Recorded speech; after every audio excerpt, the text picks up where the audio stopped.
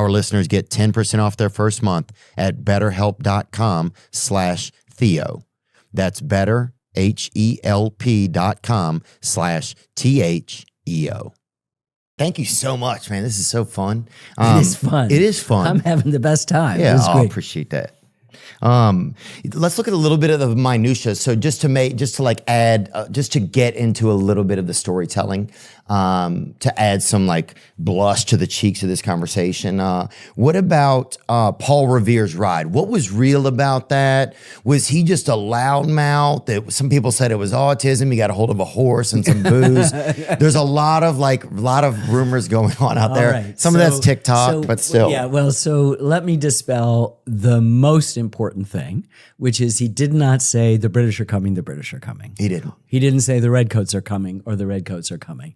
What he yelled was, the regulars are coming out.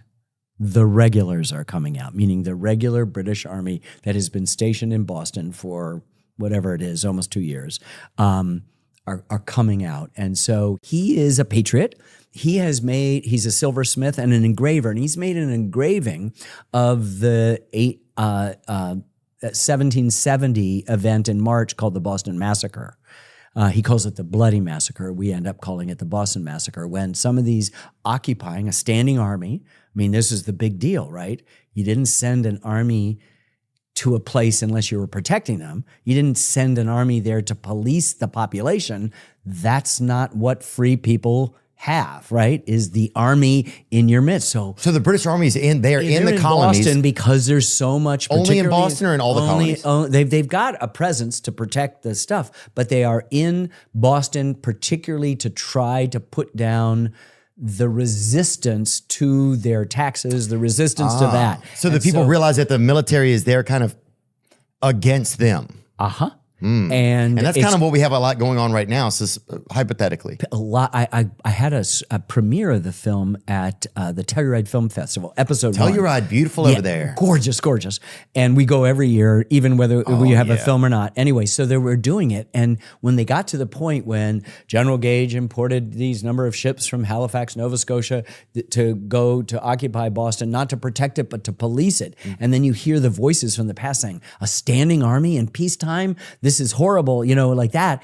And the audience in Telluride erupted because they're going, wait, that's happening now. That's where history can be your best teacher. To go, wait a second, did they just raise the temperature on that pot I'm sitting in? Am I about to be boiled? What's going on? So anyway, he does an engraving. Paul Revere does an engraving of the massacre. Well, before you move on, actually, do you mind, Ken? Oh, yeah. I'm sorry. But they just had a thing in Britain the other day where people showed up, and I don't know if it was a million people showed up to support like the British, just what being British, yes. Right?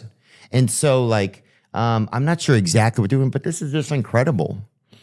Wow. Unite the Kingdom rally in Britain. And they weren't putting this on a lot of news channels. I think a lot of the news were trying to label this as like a far right thing. The news, I don't think has done a good job. I feels like they want us to be at odds a lot of times. I think that. Do you think that's a fair statement? Yeah, I think that in many ways, media, regardless of its, orientation, depends on conflict.